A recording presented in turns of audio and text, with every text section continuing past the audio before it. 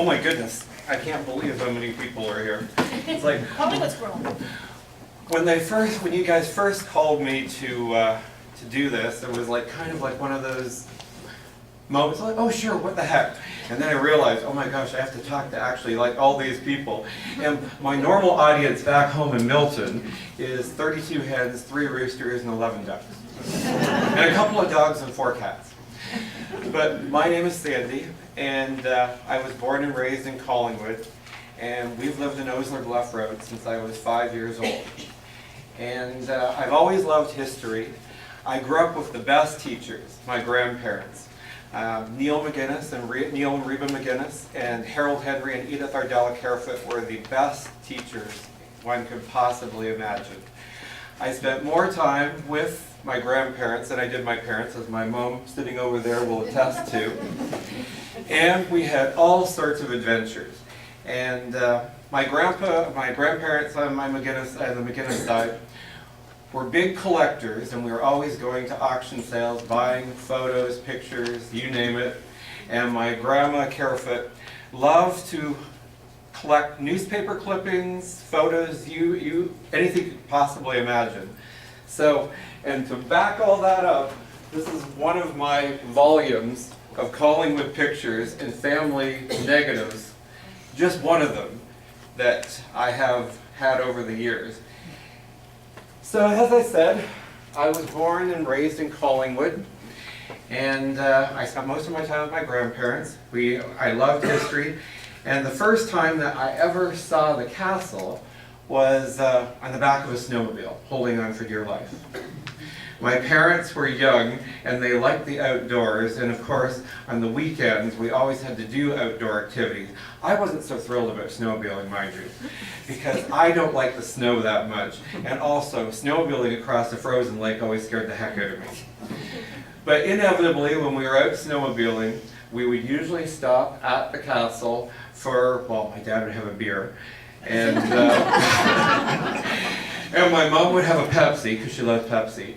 And so we would stop there and we would have a few minutes break, and I would stare up at those ruins, and I was always like fascinated by them because of course back in that time there was a lot more of them than there are right now. So anyway, it just was like, it was always in my head, and it's just behind us because we live in Osler Bluff Road, and it's about a mile away. And my dear friend Carol Reichert, who passed away a few years ago, we used to go hiking up through her property, up to the castle at the back, usually just me and my dog, and I'd spend lots of time up there sitting, drawing, sketching, reading. We go swimming in the lake, all sorts of good stuff. And as the years progressed, I just started accumulating all this stuff. My grandparents bought it for me. My parents got me stuff, and also the late Dr. Donald McKay, who was the doctor who brought me into the world, who always referred to me as his boy, and still made house calls to us back when he was still alive. He actually gave me a lot of photos too, and it just kind of set me on a course to want to know more about it. And I'm a little bit of a sentimental sap. I love interesting stories, and because it was sitting up there so lost and forlorn up at the top of the mountain, I just needed to know more about it. I'm not sure exactly when the idea came about to actually put everything together into a little book, and I can't even remember who it was that suggested it to me. I think it was one of my friends in the city that came up to visit me one weekend, and I took them over hiking, and we were there, and he was like, oh, you know, you have all this stuff. He was like, you should do something on it. And I was like, well, that's an interesting idea. I was like, well, I didn't think I was qualified to actually do something like that, though. Because, I mean, I didn't really actually go to school for writing or anything, but I kind of have a lot of interest, and I'm kind of good at throwing myself into projects and figuring stuff out. So anyway, with that in mind, a couple of years back, I thought, well, maybe I'll start to gather all my information, which is a rather substantial file, actually. This is all of my stuff over the years. A huge binder, not including all of the photos that I have at home, and all of the sketches and everything else that I would do on a whim. And I thought, well, maybe it is time to actually put something together. Now, I had actually kind of intended to do it a lot sooner, but I unfortunately went through a really bad case of anxiety that lasted for a year and a half that kind of knocked me out of creative commission, unfortunately. And at the time that I was having the anxiety issues, I was illustrating some books for the Milton Historical Society, which also kind of added to my anxiety because some people are really bossy. It's like, people don't realize that doing 80 illustrations is not something that one just does like willy-nilly. And just because they look like this on the book, they started out like that size. So it was like 250 hours of work. And after doing that, I was like, well, you know, I mean, maybe I can actually put this all together. So anyway, with that in mind, I sat down, and all of my notes that I had in my beloved little MacBook here, which I need a new one actually, but they're too expensive, I decided that, well, maybe I'll start. Isabel, hit the play button and we'll work our way through the slides. So of course, that has always been one of my favorite photos of the castle. It's also the angle that most folks actually associate with it because it's the view that everybody seemed to take. And it wasn't really a castle per se. It was just a grand country home conceived by Britain to hopefully help his ailing wife Caroline, and we'll go into more of that in detail. Next slide, Kat. And of course, your lovely poster, which I didn't realize at the very beginning had the wrong date on it until Irene mentioned it. 16. Next slide. Now, one of a favorite poem of mine that I thought was very appropriate for the whole project, and that's one of my little doodles that I did one night a few years back. And it's a poem by Henry Van Dyke entitled Time Is. And time is too slow for those who wait, too swift for those who fear, too long for those who grieve, too short for those who rejoice, but for those who love, time is not. And the first time I ever heard that poem was at Princess Diana's funeral, who I met a long time ago. And I thought it was kind of an appropriate thing for this whole story too. So that's why I thought it would look nice at the beginning. Next slide, Isabel. Now the Oslers, to understand them, you have to understand where they came from. And Britain was the son of the Reverend Featherston Lake Osler and his wife Ellen Free Picton Osler, which I find is the most fascinating name.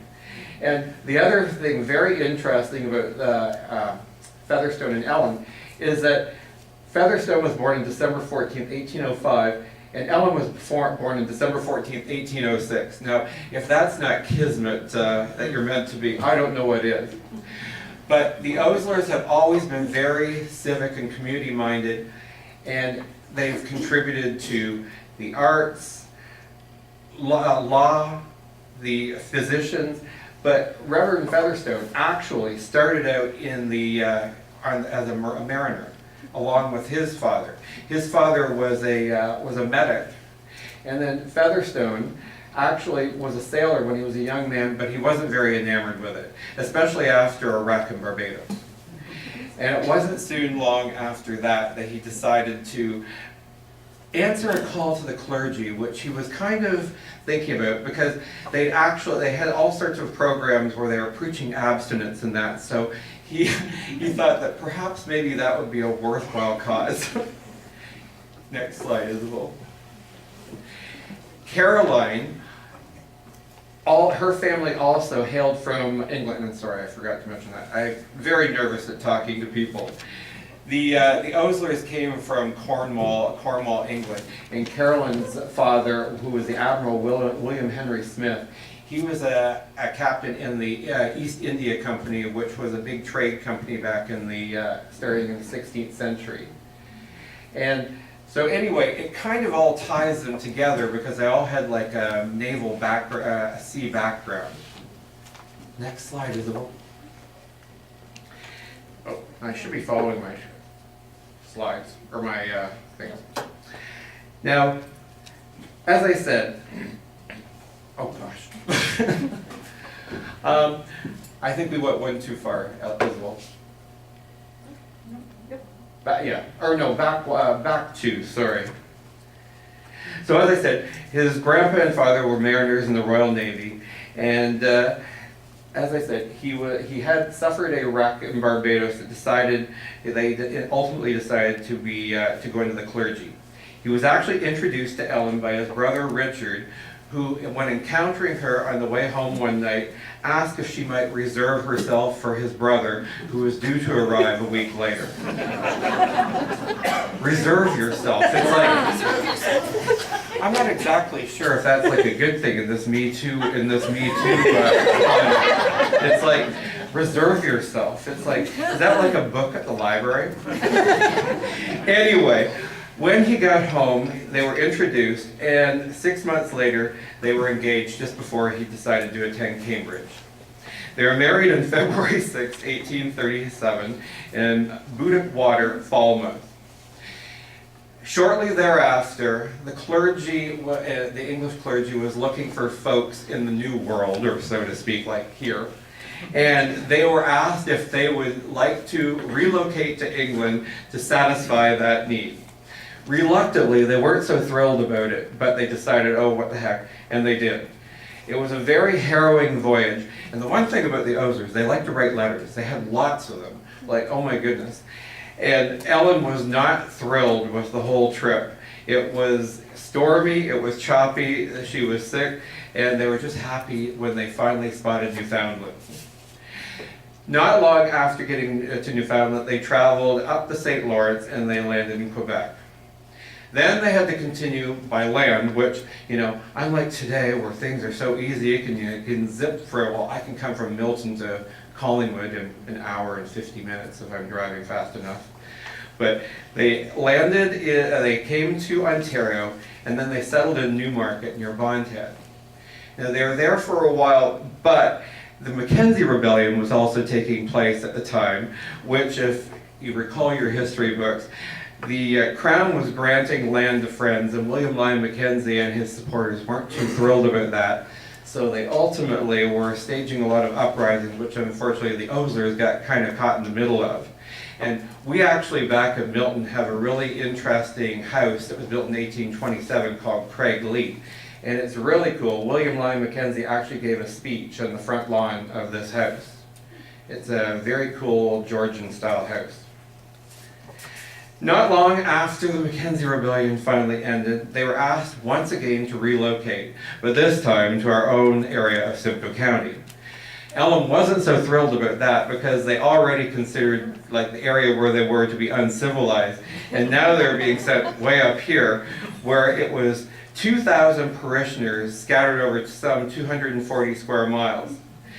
But they persevered. They had all sorts of different programs, and if there was one thing that Featherston was great at, he was the architect of so much. They founded 6 churches, 2 parsonages, a Sunday school program, and several schools. The one thing that they were, however, even though the wilderness wasn't to their liking, is they certainly had a lot of kids. They had 9 all total, so they were obviously busy doing something. Unfortunately, 2 of them didn't survive infancy, but their other 7 kids were Featherston. Actually, they named one of their children after the father, but he later dropped the E so he'd be differentiated from his dad. He was born in 1838, died in 1924. Britton Bath, the subject, 1839 to 1901. Edward Lake, 1842 to 1907. Charlotte Elizabeth, 1847 to 1925. Edmund Boyd, 1848 to 1924. And strangely enough, they had 2 Williams, 1 and 2, which I find rather bizarre. One was born in 1848, one was born in 1849, and ironically enough, they both died in 1919. So that's kind of bizarre. And of course, one of the Williams was a physician, and the William Osler Health Center is so named in his honor. In 1857, they moved to Dundas when Featherston became the rector of the Ancaster and Dundas Church. He was eventually made the canon of Christ Church in Hamilton as well, but he was actually getting tired of the clergy because he was disappointed in the lack of support shown to the area by Bishop John Strachan. Featherston passed away in 1895 at 90, And Ellen actually lived on to, I think, the astounding age of 101, the relatively astounding age, being 101 in 1907, which is like absolutely amazing. It's like, holy cow. So Britton, indeed, was born on the 19th of June, 1839 in West Gwillimbury. He attended school in both Simcoe and Wentworth County and the private school of the Reverend Arthur Hill in Bradford. When they moved to Dundas in 1857, he became a bookkeeper because he was very adept at numbers. But ultimately, it wasn't his passion, and he decided to enter law school in 1858. It was while he was at a social event at the home of Captain Henry Smith of the East India Company, Caroline's father, that he met 4 charming and captivating young women.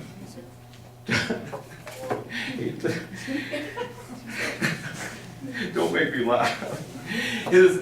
His brother would actually go on to marry one of those ladies, and he would ultimately go on to marry Caroline.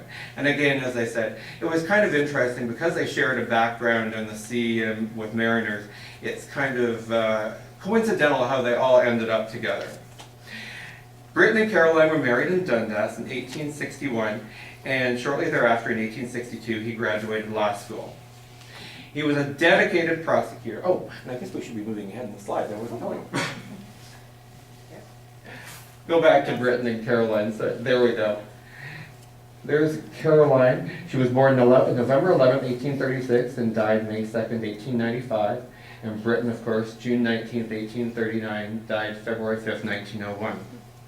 He was a dedicated prosecutor. He was, at the age of 34, he became a clerk of the peace, and he was very much known for being an intimidating presence in the court. Kind of like the Judge Judy of our day. He would actually lean over the juror box to kind of, well, I guess I don't like to use the word intimidate, but I suppose that's probably the best word for it. Next slide, isn't it, sir? And that was their, when they, I got them a little out of order. That was their house in Dundas, too, when they first moved to Dundas, which is actually a bed and breakfast now. It's still there, and it's very beautiful. You should, if you ever go there, you should actually stay. As I was saying, he was a dedicated prosecutor, and that was my little doodle one night. I decided to kind of illustrate what it might have been like when he was standing over addressing the jurors. Next slide. Oh. Yeah. One of the other famous cases, which I wasn't sure if I would actually include. He actually was responsible for the prosecution of Louis David Riel. Now, as many of you might know from history, Louis Riel was regarded as the founder of the Northwest Rebellion for Aboriginal rights, which is very prominent right now in the news, and that's why I wasn't exactly sure if I should actually include it, but my friend Karen thought it was a good thing. Louis Riel was regarded as a bit of a opposition for the settlers because of stirring up things, but the Canadian government actually prosecuted him for this, and Britain was the one who actually acted on behalf of the government against Louis Riel, and ultimately he was instrumental in getting Louis Riel convicted and his hanging in 1885. Oh, good Lord! I keep getting. You know what? I should follow my notes. So, anyway, the other case that he actually was instrumental in is the Canadian government versus the Canadian Pacific Railway, and the Canadian Pacific Railway had invoiced the government for some $6 million in work. But the government wasn't so thrilled because they said that they hadn't done all the work performed. So Britain was quite adept at being very detail-oriented. And he actually toured the line in question, making notes, comparing things, and he actually was instrumental in getting the amount that was being claimed from $6 million down to $579,255, which didn't really sit well. during all this time, he was actually, in addition to all this, he was actually a senior banister, and he was a federal QC as well. So he was very busy, but also he was injured in a gas explosion. At their home in Dundas, back in the old days, they used to illuminate everything with gaslight. And they actually had like a gas explosion. There was a backup of pressure. And he was rescuing Caroline and one of their maids, and he was actually severely burned in his hands and his chest. And it's kind of amazing when you think that, well, in that time period, they didn't have all the medical resources that we have now. And he did not abate in his career, and that he still carried on. And at the same time, Caroline was also diagnosed with severe arthritis, which ultimately ended up crippling her. So he was maintaining a heavy workload, and he was also caring for his wife as well. And they like to do things because they both shared a love of the outdoors. But because of his injuries and her health, they really couldn't do very much. So it was kind of a challenging time for them. And also, you know, given the time period, it wasn't as easy as it is today. One slide ahead. So in order to alleviate Caroline's suffering, which, as anyone knows with arthritis, it kind of manifests and has other effects on one's health. And she became confined to a wheelchair. And she was spending most of her time in her wheelchair in their home in Dundas. They couldn't even really travel very far outside of their house. So he decided that, part of the story where I don't get quite so nervous on, he decided that they needed like a suitable mountain retreat. That back in the 19th century, people thought that the crisp mountain air was good for everything that ailed folks. So they went on a search of sites to find to ultimately, hopefully benefit her health. And they had actually looked at a number of sites, but it was here in our own Blue Mountains that they actually found the perfect location. And he wanted something unique. He wanted something that was grand. And he actually looked to architect Beaumont Jarvis of the Jarvis family of fame in Toronto to design the house for him. And Beaumont was known for his eclectic, interesting designs.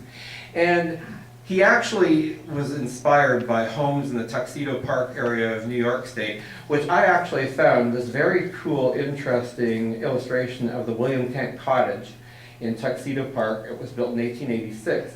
And if you look at it, it looks very similar with the front stone porch and the hip front roof and that. And it looks very, very much similar like to what our own castle turned out to be.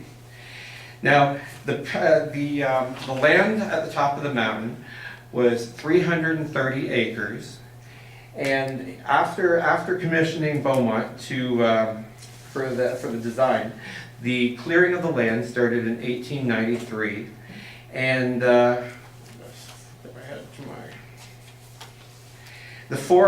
was local contractor Robert Burdett who was entrusted with the work. The foreman's name was Sam Woolner, and James Ball and John Holmes were the stonemasons. The interior decorator was a Mr. Lockton from town, and initially they gave it a $10,000 budget, but it soon increased to $15,000. And in the contract record, which was a magazine where they used to have all sorts of interesting happenings and things, building projects. It's actually listed as a 1.5 timber design, and the price. It was due to be over 5,000 square feet, and it would have barns, a gatekeeper's cottage, a pond, paddocks, and a terraced lawn. Oh, next slide. And that is the contract record that I was referring to. And I know it's kind of hard to make out, but it starts off in the bottom of the left column, and then at the top of the right, you can actually see the little, it's not really that large, it's just a small paragraph. and it just says being commissioned to build a large home for B.B. Osler and the price given.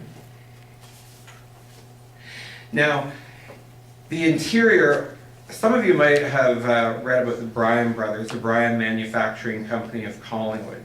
They actually were entrusted with doing the interiors of the house, and a lot of our really grand houses in town actually have woodwork from the Bryan Manufacturing Company.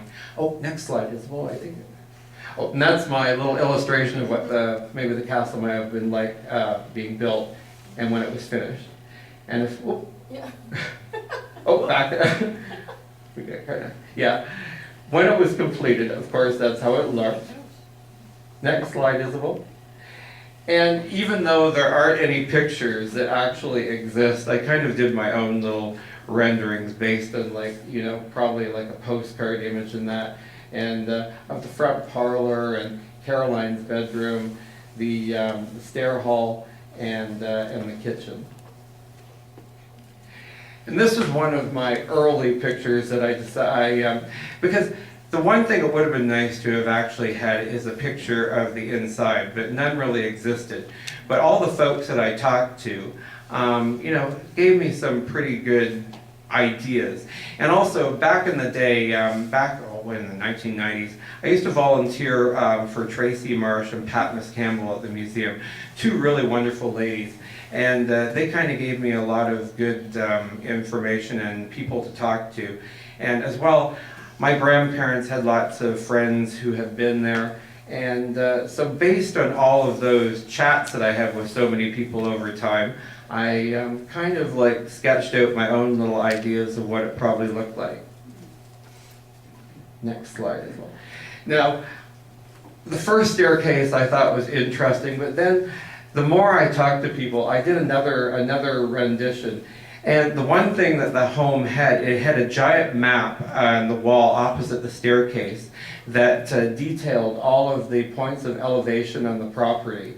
And so when I was thinking about it, I thought, well, maybe I should redo that and do this picture. And I think that's probably maybe a more accurate description of how the front entrance hall might be.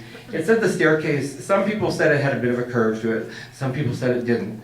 But the one thing is, it went up to a small landing and there was like a little multi-pane window on the landing. So I kind of gave it that look, and you know, it would be nice, maybe hopefully someday a picture will probably pop up of the inside, but to date I have not seen one. And the interior had like a variety of amazing woods. There were mahogany, walnut, both Canadian and Spanish, porter cut oak, bird's eye maple, butternut. Fireplaces were imported from England, as were a lot of the furniture, and they were brought from England in giant wooden casks, apparently. And some people even reported that in later years, the wooden casks could be actually still seen in the basement under the kitchen area of the house. And the basement, that part actually had a wine cellar as well, which was kind of rare for a house for that time period. Oh, one slide ahead as well. And going back to the fireplace design, that's one of the fireplaces, and some of you might actually recall, that was in the Depot restaurant for a long time, as was one of the overmantels, because they used to pass the food through what used to be the mirror in the overmantel. My folks and I used to go, were friends with Ken and Saria Napkin, and we used to spend many a New Year's Eve out there, and they would pass a giant steak through that that overmantel. One slide ahead as well. Now going back to what I said about the interior. Now this is one of the houses, and I see Gail Mumford here. I know Gail from back in the 90s, and this was a house that she actually was considering buying at the time, and I remember snapping some photos. And I never thought that I might ever actually have cause to use them, but when we're going to the quality of the woodwork in that by the Bryan Manufacturing Company, this actually is a house in Maple Street, just close to First Street. And if you look, the fireplace in that was very much similar to the one that was in the Depot. And I think even the staircase is probably very, very similar to the quality of the one that might have been in the Osler house, as were the details in the doors and that. A lot of the folks, the older folks I talked to, said that the detailing in those doors was very, very, very close to what the house actually had. Again, you know, it's very sad that there are no pictures of the interior. I'm sure probably one exists out there. It would be nice someday to happen upon them, but you know, when you weren't actually alive in the time period, you just kind of have to sort of hypothesize what it might have looked like. And I mean, I've often stood in front of that archway and wished that you could, just for even like a moment, walk back in time and see what it actually looked like. Next slide as well. Now, based on all of the information that people told me over the years, and I don't get nervous when I'm actually at home doing things, but as I say, I don't talk to that many people. I actually one night, and this didn't even start out as a good project, as like it's far more detailed than what I initially intended it to be, but I was sitting down reading all of my notes and looking at all my little doodles and that over the years, and I actually put together a floor plan of what it might have looked like and all the points of interest. And as I said before, it was just over 5,000 square feet. And many of you, you've probably been up there, you know what it looks like now, but that's what it actually was meant to look like when it was first built. The downstairs consisted of the entrance hall to the right when you walked up through the archway through the front door, and on the left was the formal parlor with a corner fireplace. And behind the formal parlor was like a smaller parlor, probably a ladies' parlor. And then across the hall, behind the entrance hall, was the dining room and the turreted part of the house. And it was known for having beautiful, heavy oak furniture and a very large curved door that opened out onto the veranda. And even when I was a little boy, the stonework for that door was still present, but unfortunately, as with everything, the elements are taking their toll, and it collapsed quite some years ago. At the back part of the house, it was given over to the kitchen, and there was a butler's pantry and a bathroom, as well as there was a rear staircase, and there was an impressive landing with 3 very beautiful windows on the landing. Now, in the upstairs part of it, at the front of the house, there were 2 very large bedrooms with closets, which was quite an ironic thing for a house to have back then, because built-in closets weren't really a luxury that homes in the 19th century actually had.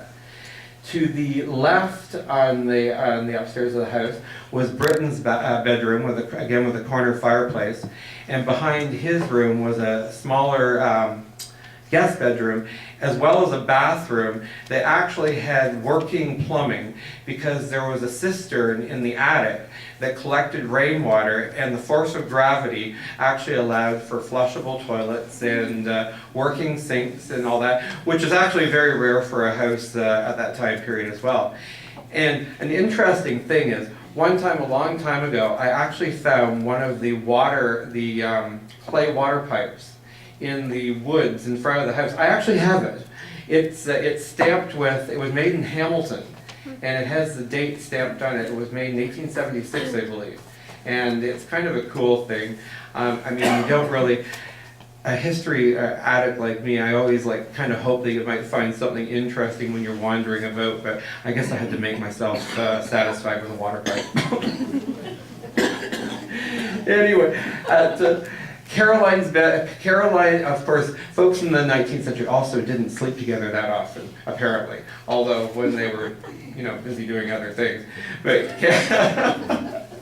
Caroline's bedroom was in the upper part of the turret above the dining room, and she, of course, had the larger of the bedrooms and also the best view, because you could probably see that at this time period, the trees are all quite big, but then the mountain wasn't the way that we see it now. The trees were much smaller, and there was a lot of fields, and you could probably see Collingwood, the lights of Collingwood, 6 miles to the north.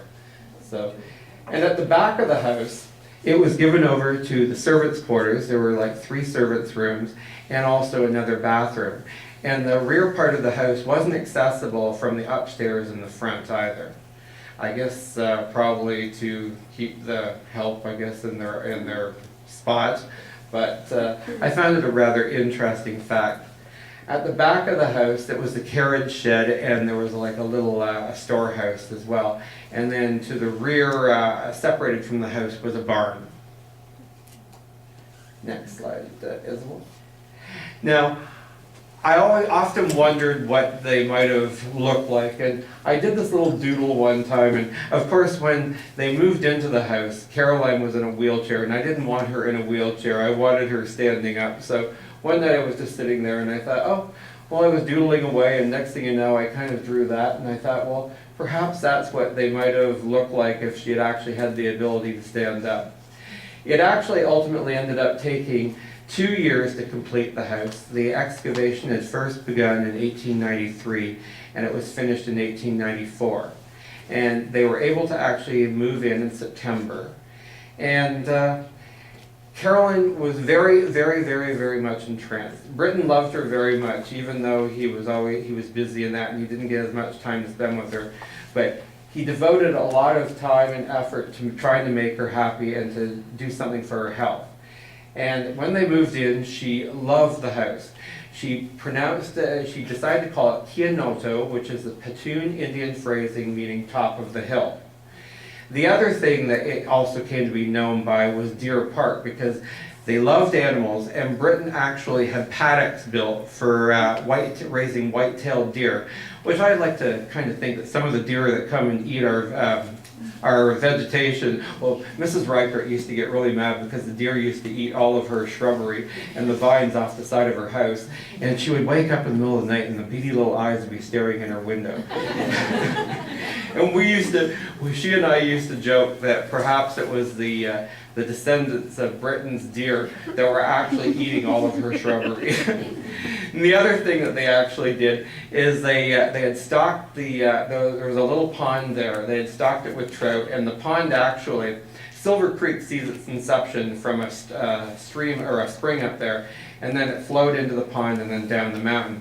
So Britain had stocked the pond with trout, and he'd actually even created like a little dam to generate power for the house from the dam.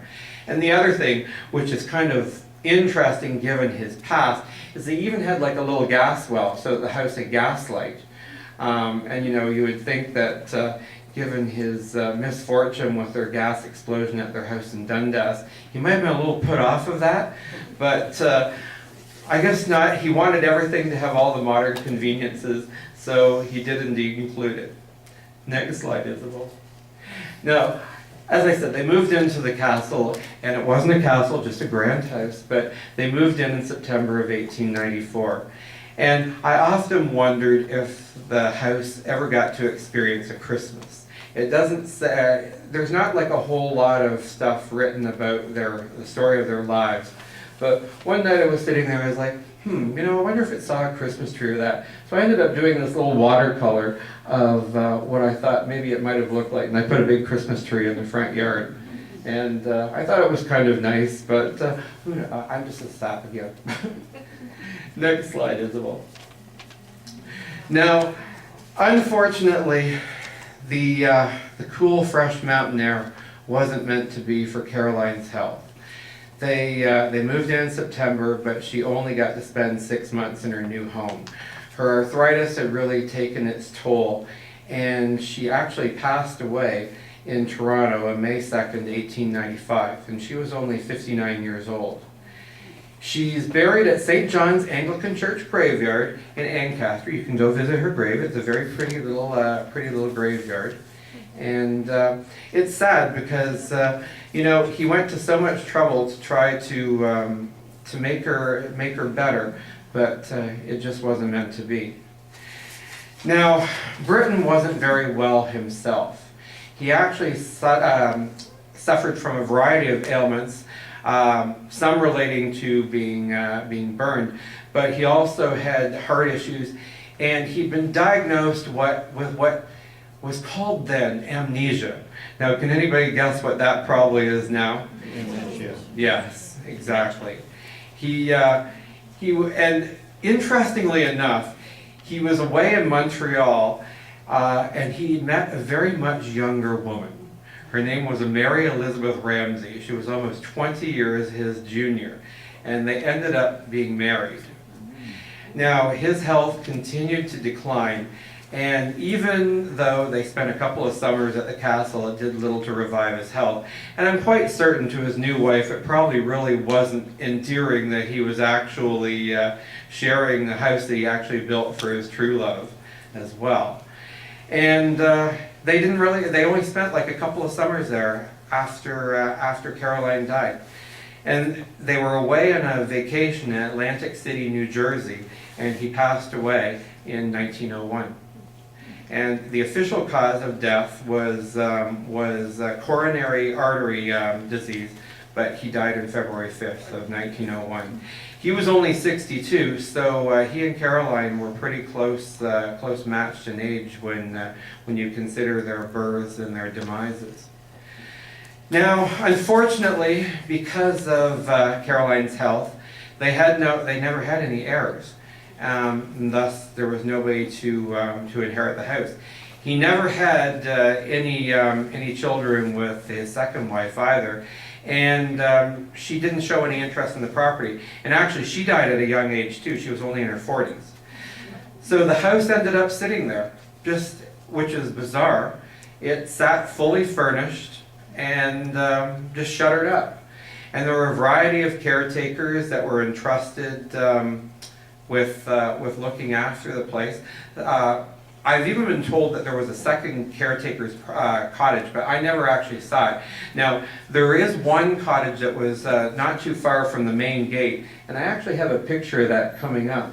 But this is the house as it was after it was abandoned or left sitting, and as you look at it, it looks like just normal. It hasn't been vandalized, and a lot of people left it alone. Nobody, people would go up there and they would picnic there and that, but nobody disturbed it. Next slide, Isabel. Now, this and the previous photo actually came to me from Dr. McKay, and this is actually probably my favorite photo ever of it, because most people never ever took a picture of this side for some reason. I don't know why. But it's very dramatic.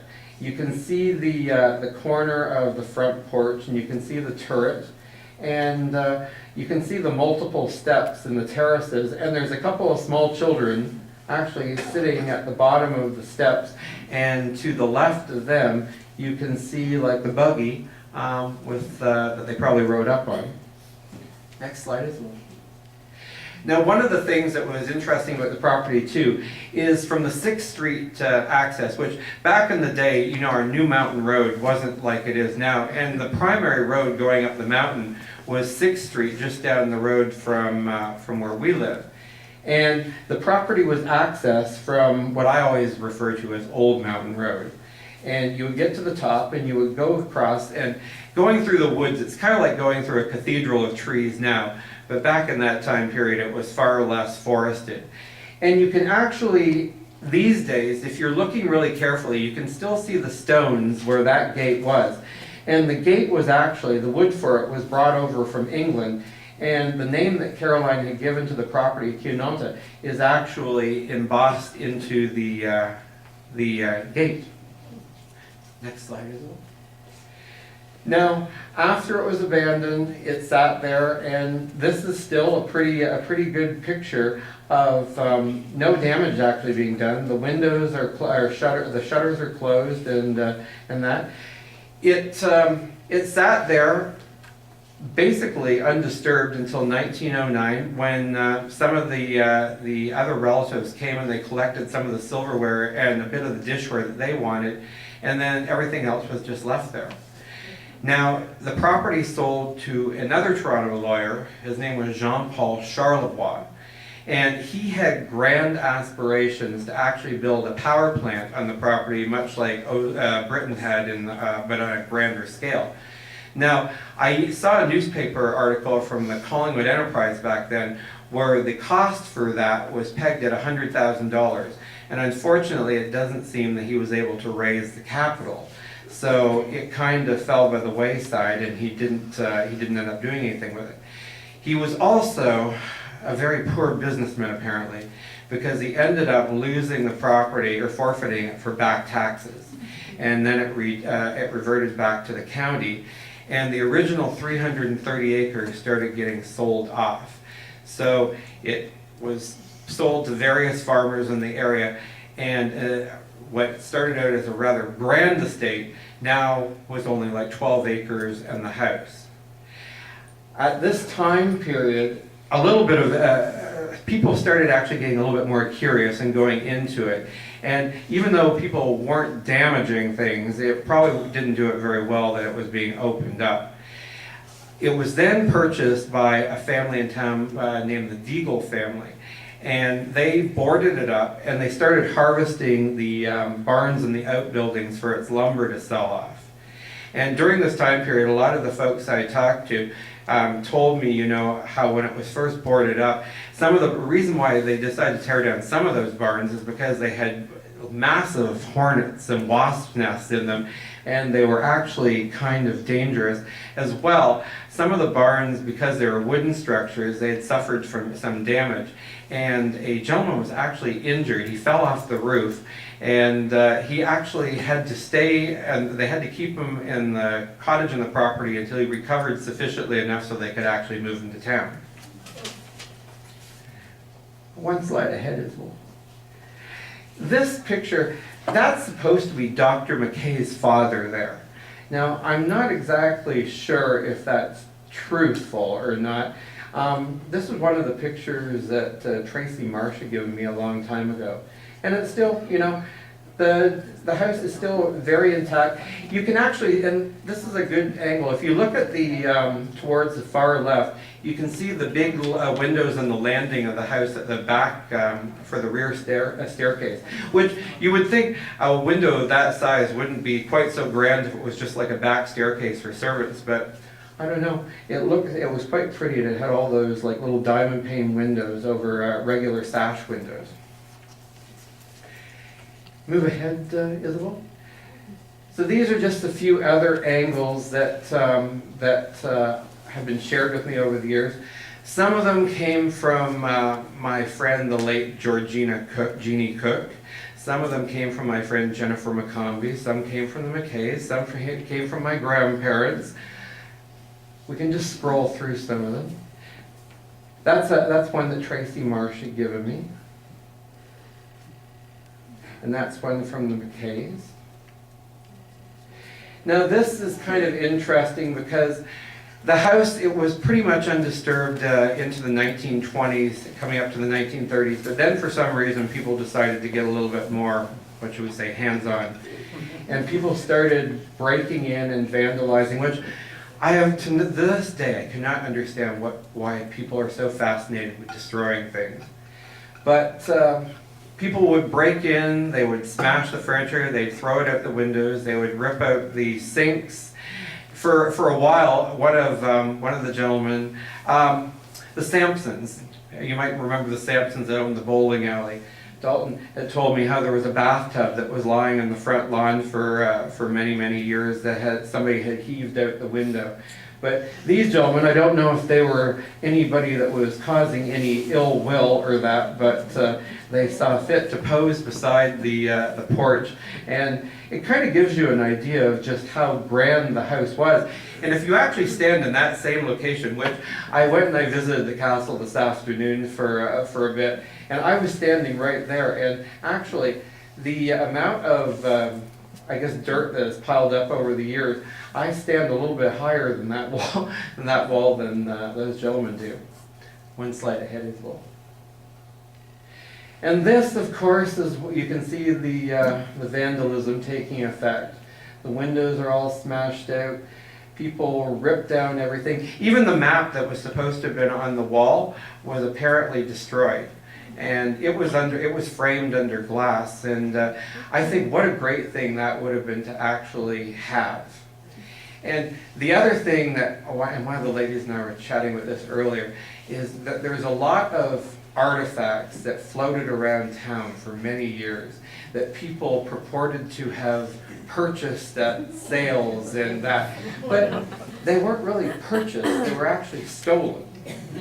And that's something that I really find kind of offensive because, you know, there's a few people that were quite pious in their assertion that, you know, they had gainfully came across these items. Now, the photos that I've been lucky enough to get either came from my grandparents or when my grandpa and I would go to auction sales, Ivan Brown, George Pfeiffer and that, my grandpa would buy me all these photos that we would find at the auction sales and that. So I feel kind of, you know, everything that I've got like the negatives and the old photos to back it up, but these people don't really have anything besides saying, oh, well, you know, yeah, we bought it. One slide ahead as well. This is a good vantage point of the back of the house. And you can see that the wooden addition was collapsing at the time, and probably you know, the reason why they decided to ultimately harvest all that wood. But if you look across the mountain, if you're looking across that same vantage point now, all you would see are the trees. But you look at what our mountain looked like back then, and there wasn't all of those trees. And I guess, you know, for a lot of people now, they probably can't even picture the mountain without all the forests that we actually have now. And even I find that kind of hard to like comprehend. And that's a good picture of the front. And you can see like that Roman archway is so grand, and what like an interesting idea to have as like an entranceway to the porch. And you know, it's just so solid. Like the one thing I find about stone houses is that there's like an air of permanence about them that you just don't get, even with a brick house. It looks massive and it looks grounded, and it blends well into the surroundings too, which is another interesting thing. I've always loved this picture too, and I actually did a watercolor of that hangs in the staircase at my cottage. And this was taken about 1941, and again, that angle is something that you don't see very often. No, not very many people photograph that side, but you can see the little gable at the front. That was where the staircase came up. And even though it's really dark underneath it, there was like a little window on the landing of the staircase with multiple diamond panes. Now, in the top part of the turret, a big window, it's all boarded up. That was Carolyn's bedroom, and below it was the dining room. And then the two windows at the bottom and the back are the one to the left is the pantry, and the one at the back is the kitchen. And the sink was over in the corner. And upstairs was the servants' quarters, and then the little carriage house at the back. And a lot of people had reported they remembered seeing the Osler Surrey, which was a very fancy carriage, when it would collect visitors from the railway station on St. Paul Street, and it would take the people through town and drive up the mountain, and it had a team of horses, and they would park the Surrey in the back part of the house there. Next slide, Isabel. And this is also like pretty much the same view, but it's kind of a little bit more dramatic looking. And also you can see from this view that people have started knocking out the boards and that on the windows. So again, an unfortunate thing. I don't know why people have to do this, but it's human nature, I suppose. One slide ahead, Isabel. Now this picture is one that my grandpa and I got at an Ivan Brown sale. And I couldn't make it. It's very small. I couldn't make, I've tried like, you know, changing it with Photoshop over the years, but my friend Karen thinks that it gives it kind of a spooky, ethereal kind of look. But it's also an interesting angle, just given that you can see so much of the one side of it, and also like the trees at the back. Next slide ahead as well. Just again, another nice picture looking at the part that we most often associate with it. And the upper part of the house, it had like tin and shingles on the roof and a shingled front part. And you can see the two windows for the front bedrooms. And they had big window seats, and a lot of people said that after folks started entering the house, a lot of folks would go there and they would sit on the window seats and actually read or just cause no harm. Because there was still like upholstery, bedding on the beds, and curtains in the house. Next slide, Isabel. Now these photos came from my friend Jeannie Cook, and I think it was her aunt that had given her these. But it's a good picture of the front. You can see some of the steps coming down from the front porch. Again, there's a damage happening. Not a whole lot to the upstairs though yet. Next slide, Isabel. Another one I'm showing a little bit closer for the turret. I really wish that you could see like the curved door. I remember the stonework when I was a little kid, how interesting it was. Because my dog and I used to go up there like 4 times a week. We would walk all up through the back of Mrs. Reichert's property, and we would spend like, well, my mom can tell you, we'd be up there like for a few hours, and then I'd go home for supper, and I'd doodle and all sorts of stuff up there, and the lady loved running around. Next slide, Isabel. Just again, another good picture of the one side of the home. And the next one, Isabel. And one of my doodles from a few years ago, I've rendered it quite a few ways over the years, so it's like I have tons of sketches at home, so I just kind of settled on the ones I like the best. Next slide, Isabel. And this, of course, and the date is on this, was taken in July 1957. And as you can see, things aren't looking so good. The windows are broken right out. And one that's coming up, you can see a piece of furniture actually sitting on the line. But some of these rocks are from the terraces that have been built in the lower part of the lawn. And if you walk up there now, and you walk down in front of it, even though it's very grown up, and believe me, you want to make sure you have long sleeves on if you do the walk, because it's very overgrown with brambles and that, but you can still see one of the terraces down lower just in front of the house. But again, because of all the leaves and everything that has fallen over the years, and of course composted, it's I think it's only about this high now. Next slide, Isabel.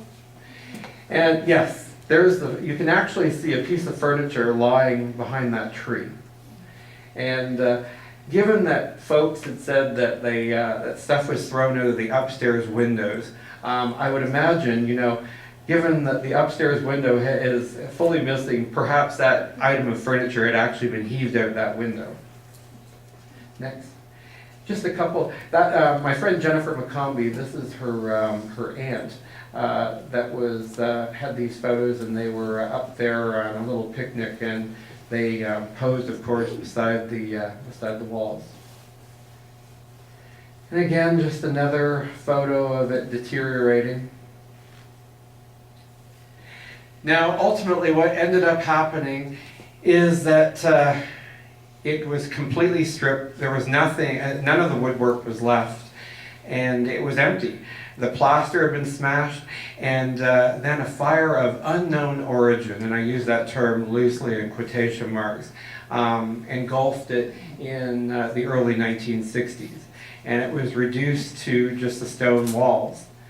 The property ended up being bought by the Castle Glen Development Corporation, and initially they were going to build like a golf course and a very much larger subdivision up there than what's there.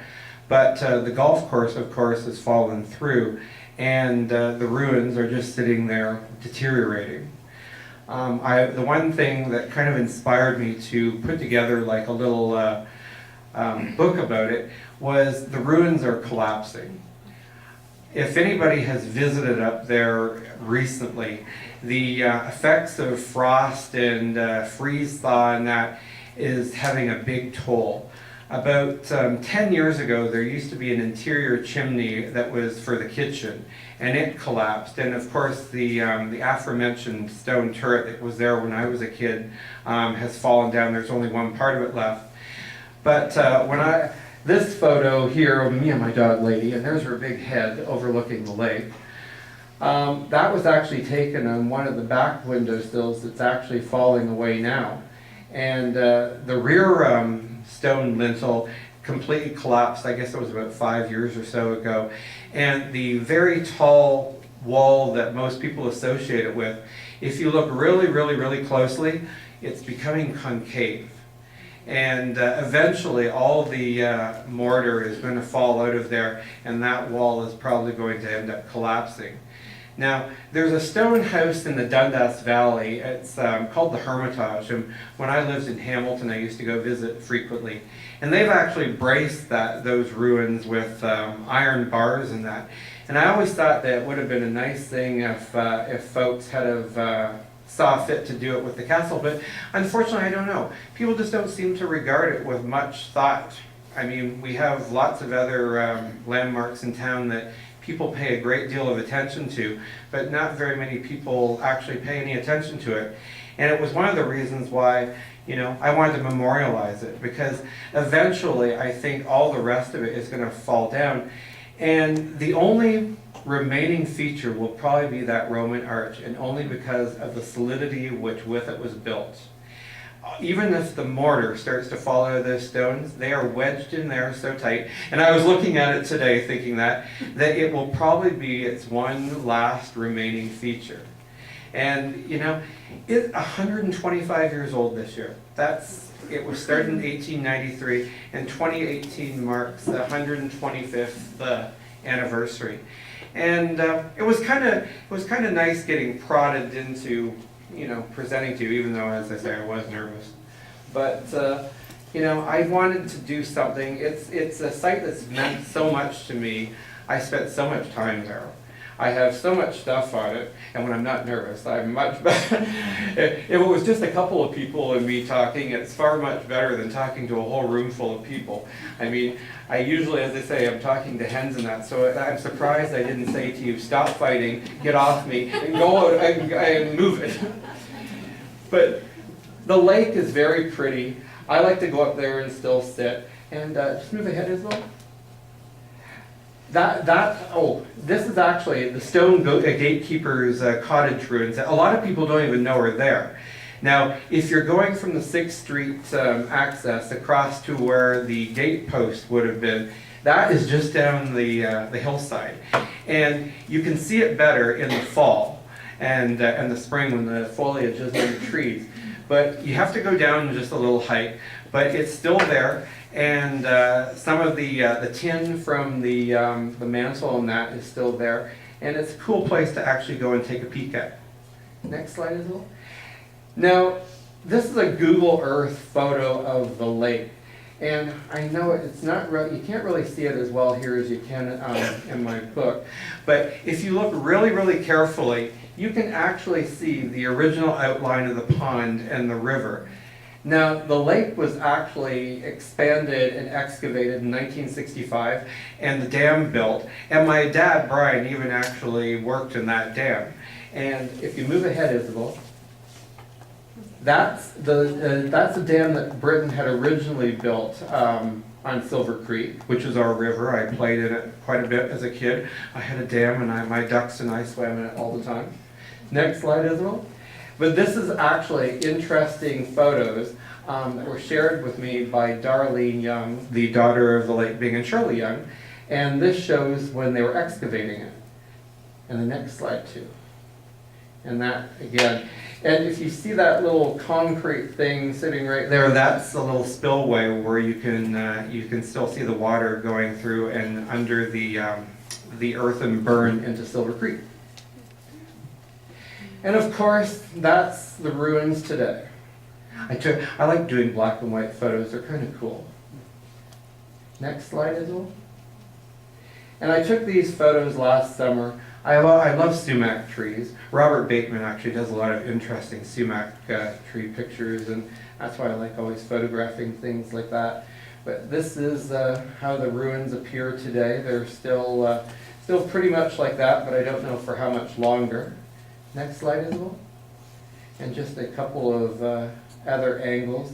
And to the left in the bottom photo, that's what's left of the turret.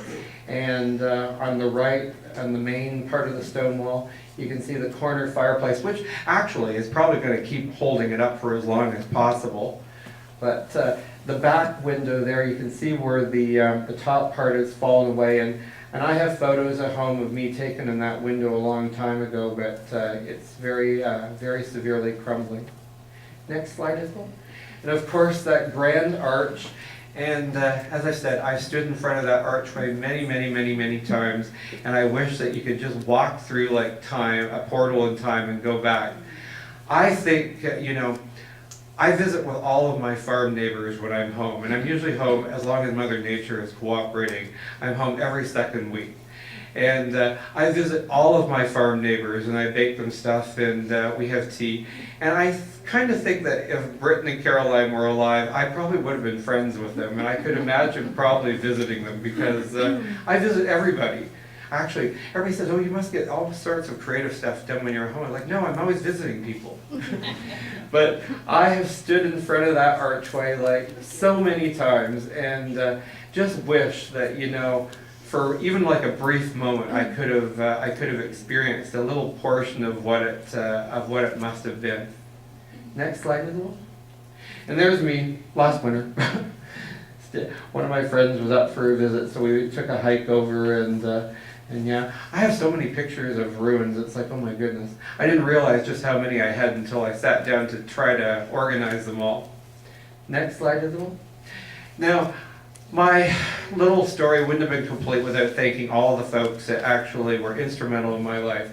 And this is my grandpa and sweetheart. That was my nickname, my grandma and my nickname for each other. She called me sweetheart, I called her sweetheart. This is my favorite photo of them, and I had to share it because they meant so much to me, and I think they'd be very happy that I put together a book, because the one thing that my grandparents loved was reading. And we had a big appreciation for books. Next slide, Isabel. And this is my other grandpa, Harold Henry Carefoot. And he was, and I'm quite proud to say, a bootlegger. And this photo, which I find completely rare and interesting. There used to be a comic book series called Captain's Courageous when I was a little kid. And my grandpa looks very much like one of those characters, and I find it completely interesting that he was photographed on the deck of that frozen ship on one of his booze runs. And he was about 27 years old there. And he was a very good-looking man, but unfortunately he got polio, and he ended up spending the rest of his life in a leg brace. Next slide, Isabel. And this is my grandma, Edith Ardella, and my mom, Mary. She's probably going to kill me for sharing that picture of her. But my grandma was very instrumental in all of my pursuits. She's part of the reason why I love art, and that we used to sit in her big bay window and draw little houses together. And then my grandpa Neil and I would build them together in the basement on the weekend. And when he retired, he started doing crafts, and everybody would always say to my grandma, Reba, how did Neil get so handy? And he'd say, it was from building little houses with Sandy in the basement when he was a kid. But my grandma, she and I loved reading, and we loved anything books and anything architecture oriented. And she would be very happy that I actually put together a little book on the subject. Next slide, Isabel. And I couldn't not mention my dear farm neighbors, Vernon and Betty Moore. Now, Vernon passed away last year, and I am very, very, very good friends with them and their son, Barry. And Barry, they've been very big supporters. They shared lots of their information and their stories and that. And they're also people that I visit every weekend when I'm home. And they would be very upset if I'm not home. They're like, oh my gosh, where were you? Where were you? How come you're not coming up? But they shared so much with me, and I really, really, really very much miss Vernon. He was like an amazing man, and his son Barry, actually, got me some very interesting literature. This book written on the Osler is called Lines in the Way. And it had lots of cool letters that the Oslers had written back and forth to each other. Next slide, Isabel. And of course, I couldn't not thank Dr. McKay. I can still hear his voice. He had that raspy kind of voice. And one time, when I was 14, I got hit very badly by a car and got really sick from a blood infection. And I hated going to have blood tests. And he actually tracked me down one time when I was supposed to go and have a blood test to see if I was any better. But I could not let things pass without thanking him too. And next slide, Isabel. And that's it. Sorry.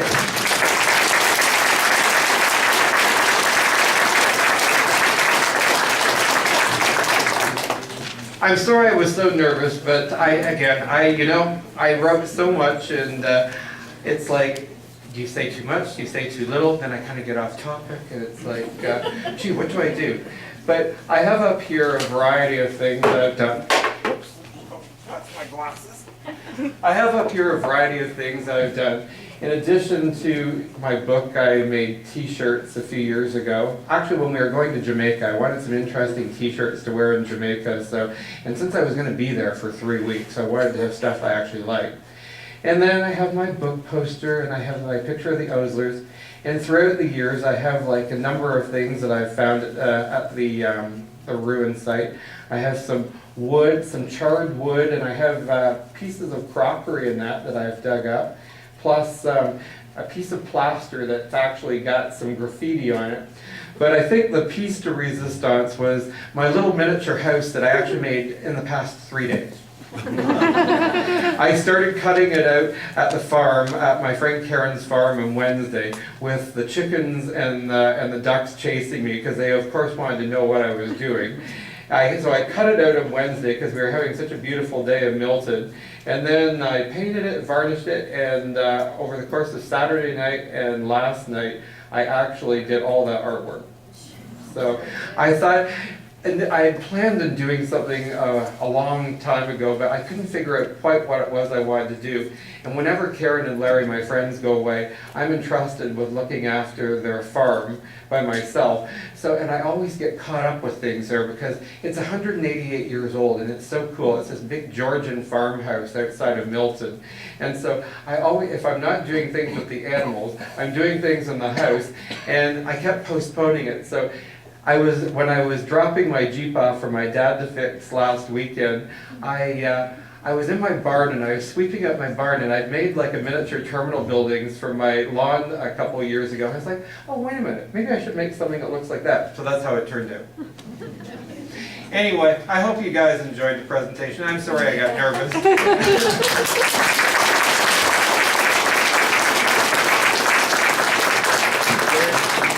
Where in Milton, Sandy, do you live? On Bronte Street. I live in Old Milton. Okay. Milton is kind of, I love Milton so much. It has such an interesting history because it was actually founded by one town, one family, the Martins, yeah. Jasper and Sarah. And Milton, you know our mill pond, it's a gem in the center of town. And the one thing that's really cool about Milton is like the original part of town is so distinct from the moat that surrounds it, which I'm not so thrilled about. We spent 35 years at the corner of Walker's Line and Derry Road. It's changed so much. Oh, yeah. You know, it was like a small town even into to the late 80s, and now, yeah. I mean, in the early 2000s it had a population of 32,500, and now, depending on which population sign you look at, it's between 100,000 and 110,000. But yeah, the thing I like about Milton, and believe me, I love Collingwood more, but living in Old Milton, you can go 4 blocks in any direction of Main Street and you're still in the old part of town, and it distinctly, you can tell when it ends and the new part begins. Yeah. And I've been in the Milton Historical Society for, well, ever since I moved there, and yeah, I enjoy it, but Grey County, I am completely enamored. I love Grey County more than anything. And I'm very happy with my little cottage I'm so fortunate to have because of my parents on the 6th line. And I love it dearly. Thank you, guys.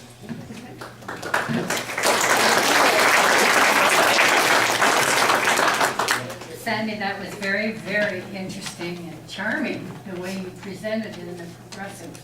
That's a good way to put it. It is, it's charming. And it's so sad that such a beautiful old building just kind of disintegrated.